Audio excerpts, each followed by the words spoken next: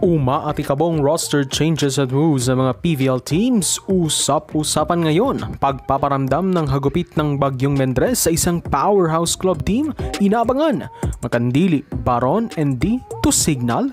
Confirmed na nga ba? Jack Janela hindi napigilang ihayag ang nararamdaman sa X. Pero wag kayong sa kalimutan mo subscribe, click notification bell para update kayo dito sa ating channel.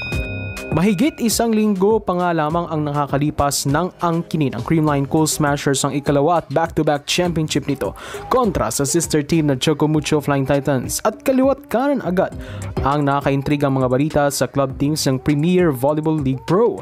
Simulan na natin ang opisyal ng Madis Band ang champion at powerhouse club team na F2 Logistics Cargo Movers on December 14 matapos mag-post ang F2 Logistics sa Facebook page nito.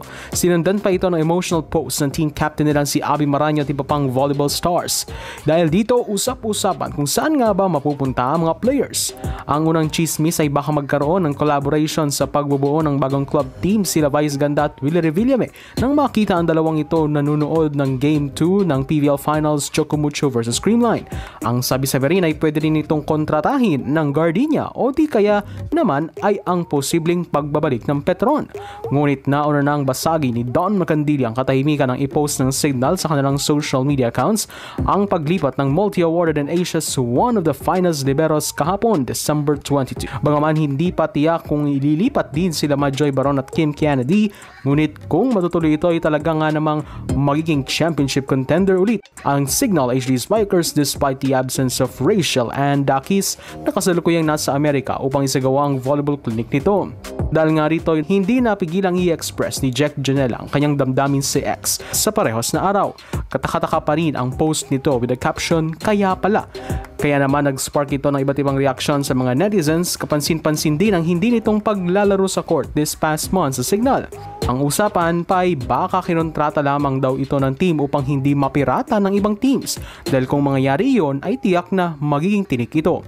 Ika pa nga ng ibang netizens ay sayang lamang daw ang talent at loyalty nito sa Signal na mahigit 10 taon na ring nagtatrabaho para sa Signal.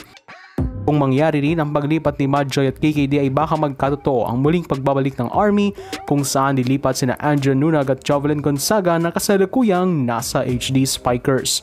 At ngayon, mula sa post ng isang kilalang volleyball page ay baka mapirata na rin ng tuluyan ang isa pang power volleyball na si Mean Mendres nang mai-post ito with the Purple Heart caption na nagsasabing darating na ang isang bagyong Mean sa isang club team.